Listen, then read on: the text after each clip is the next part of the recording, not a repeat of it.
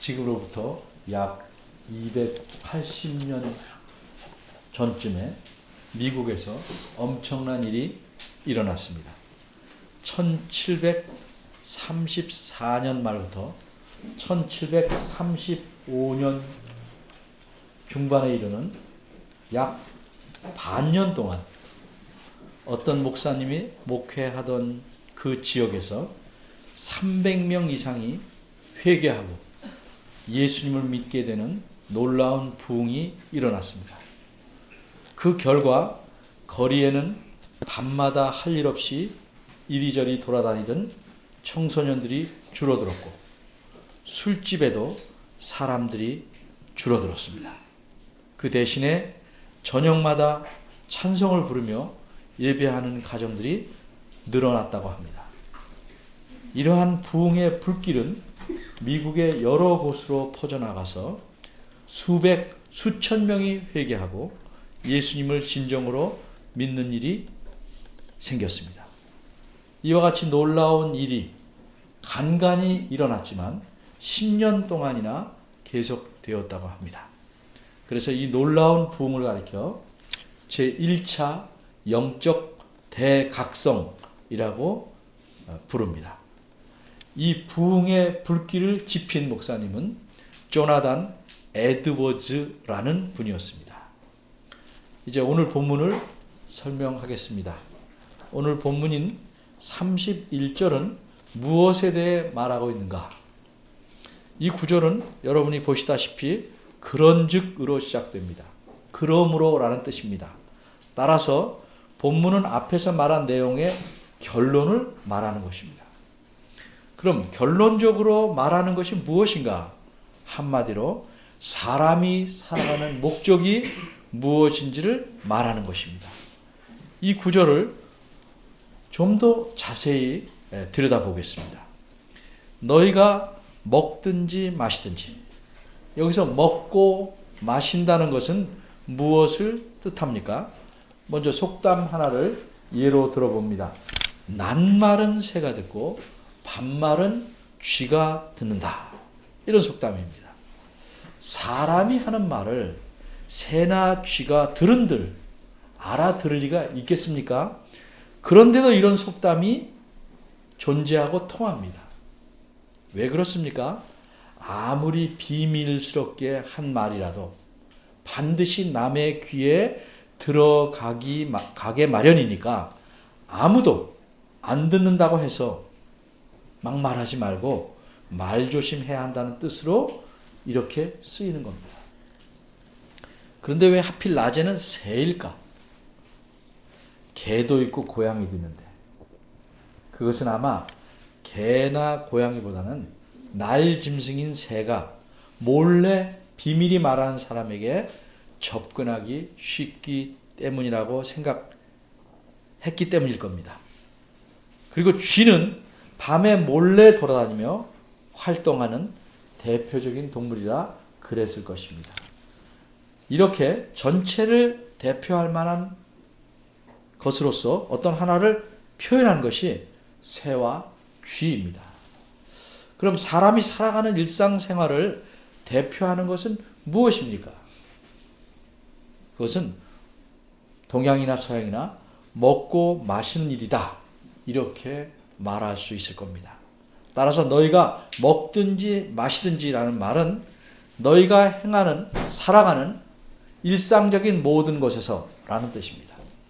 게다가 본문을 보면 먹든지 마시든지 다음에 무엇을 하든지 라는 표현이 덧붙여졌습니다. 그러니까 이 표현은 너희가 먹든지 마시든지 무엇을 하든지라는 표현은 사람이 하는 일들 전체를 하나도 빠짐없이 모두를 포함하는 표현입니다. 31절 뒷부분입니다.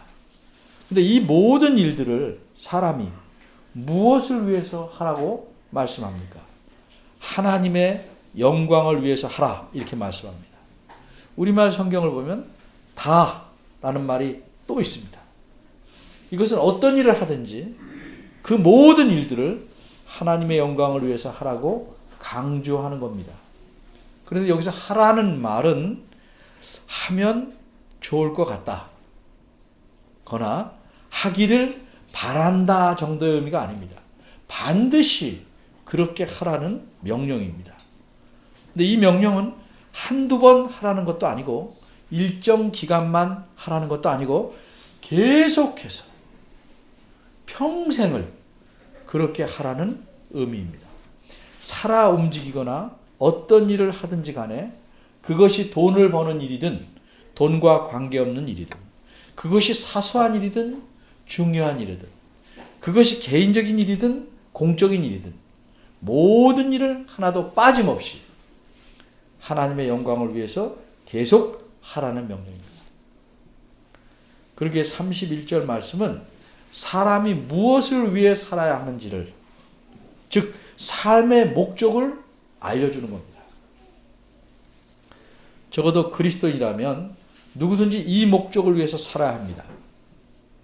엄밀히 말하자면 모든 사람은 하나님의 영광을 위해서 살아야 합니다. 이것이 사람의 존재와 살아가는 목적입니다. 그런데 예수님을 믿지 않는 사람들은 이것이 삶의 목적인지 모릅니다. 그러기에 이것은 그들에게는 이미 잃어버린 목적입니다. 여기서 우리에게 이런 질문이 생길 수 있습니다. 어떻게 모든 일을 하나님의 영광을 위해서 할 수 있는가? 어떻게 모든 일이 일일이 하나하나 하나님의 영광과 연결될 수 있는가? 이 질문에 대답하기 위해 먼저 목적의 종류에 대해서 우리가 알아야 할 것입니다. 목적에는 크게 두 가지가 있습니다. 우선적인 목적과 궁극적인 목적입니다. 앞에서 소개한 조나단 에드워즈 목사님은 많은 책과 논문들을 쓰셨습니다. 그 중에 하나님께서 세상을 만드신 목적에 관한 논문이라는 글이 있습니다. 그 글에 보면 이런 예가 나옵니다. 어떤 사람이 자신의 건강을 되찾으려고 귀한 약을 구하러 길을 떠납니다. 이 경우에 약을 구하는 것이 그 사람에게는 우선적인 목적입니다. 그런데 그것은 더 큰 목적을 이루는 수단이요 방법일 뿐입니다. 그런 의미에서 우선적인 목적이란 더 큰 목적에 이르는 부수적인 것입니다. 그럼 더 큰 목적은 무엇입니까? 그것은 그 약을 구해서 먹고 건강을 되찾는 겁니다. 그게 더 큰 목적입니다. 예를 하나 더 들어봅니다. 학생들의 경우입니다. 열심히 공부합니다. 왜 합니까? 이번 기말 시험에 좋은 성적을 얻기 위한 것이라고 한다면 그것은 우선적인 목적입니다. 그런데 그렇게 해서 그 다음은 무엇을 위해서 합니까? 좋은 성적으로 졸업하고 좋은 대학에 가거나 좋은 직업을 갖는 것이라면 그것은 그 사람이 또 다시 갖게 되는 우선적인 목적들입니다. 사람은 누구나 수없이 많은 우선적인 목적들을 이루기 위해서 애쓰고 노력하고 일하고 살아갑니다. 그런데 이 수많은 우선적인 목적들을 통해서 이루고자 하는 제일 마지막에 있는 최종적으로 갖게 되는 목적이 무엇입니까?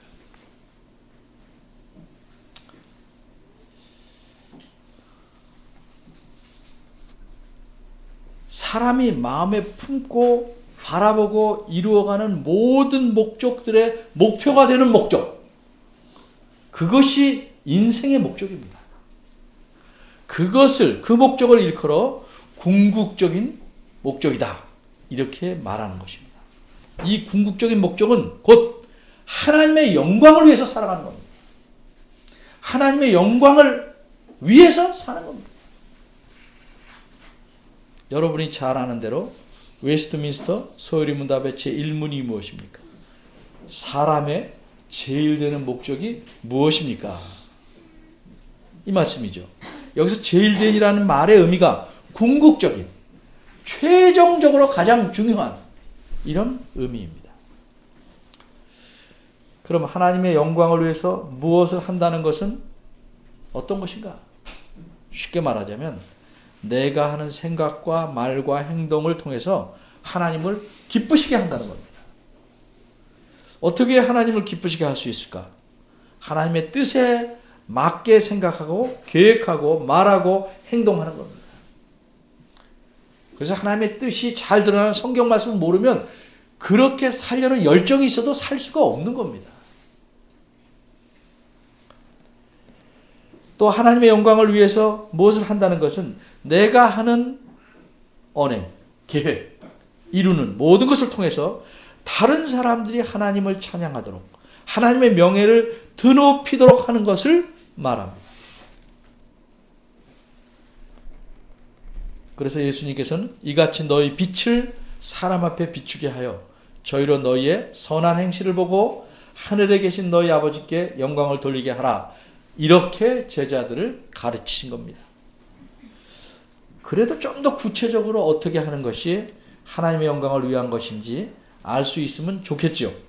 그래서 바울 사도 선생님은 오늘 본문 다음 구절인 32절과 33절에서 그 예들을 말씀합니다. 그런데 오늘은 제가 이 32절과 33절에 대해 다시 설명하지 않겠습니다. 이 두 구절에 대해서는 재작년 이맘때 사람의 목적이라는 제목으로 설교했으니 그 내용을 참고하시면 되겠습니다. 사람들은 코앞에 놓인 급한 우선적인 목적만을 이루려고 살아갑니다. 하나를 이루면 또 그 다음에 있을 우선적인 목적을 세워놓고 또 그것을 위해서 살아갑니다. 그런데 우선적인 목적에만 매달리느라고 그렇게 살다 보면 인생 전체를 관통해서 인생 전체를 꿰뚫고 이루어가야 할 궁극적인 목적을 놓치고 마는 겁니다. 잃어버리고 마는 겁니다. 엄밀히 말해서 예수님을 믿지 않는 사람들에게는 아예 궁극적인 목적이라는 것이 없습니다. 그런 목적을 알 수도 없고 알지도 못합니다.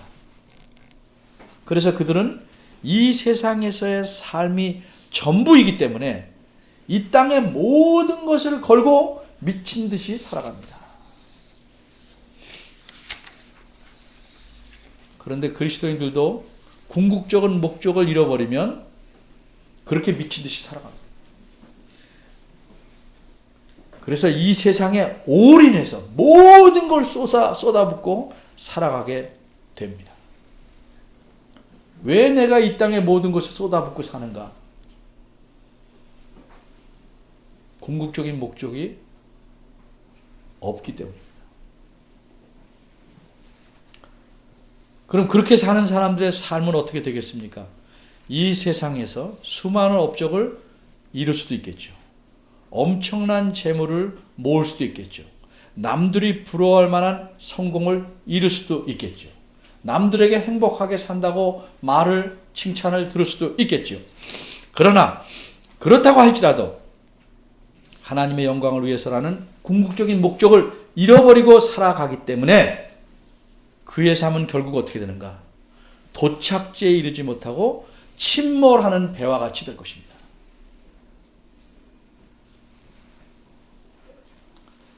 여러분은 어떻습니까? 여러분 마음속에 하나님의 영광을 위해서 살아가려는 궁극적인 목적을 계속 품고 살아가십니까?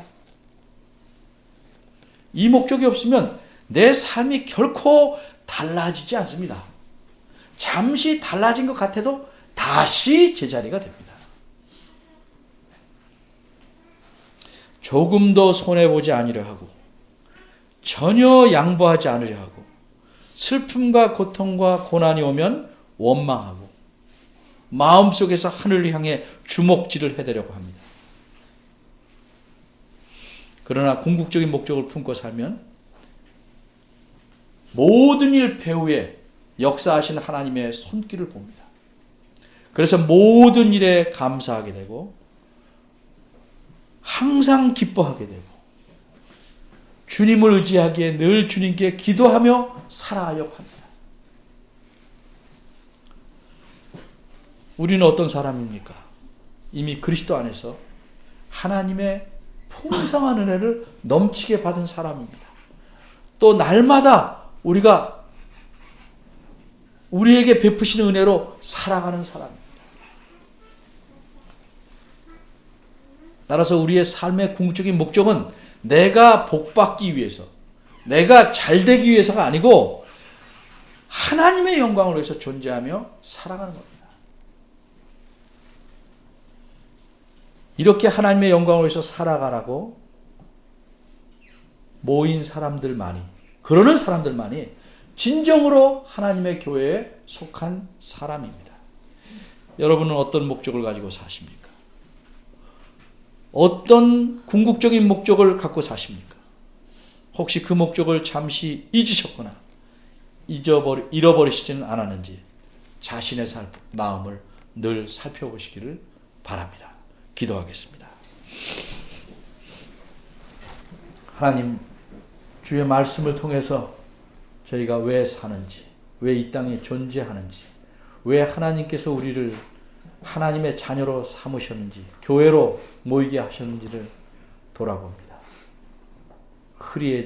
흐릿해져는 이 마음의 궁극적인 목적을 선명하게 만들어주시고 한시도 이 목적을 잊지 않고 우리의 모든 삶에서 그 목적을 향해서 나아가는 그런 하나님의 자녀들이 되기를 소원합니다.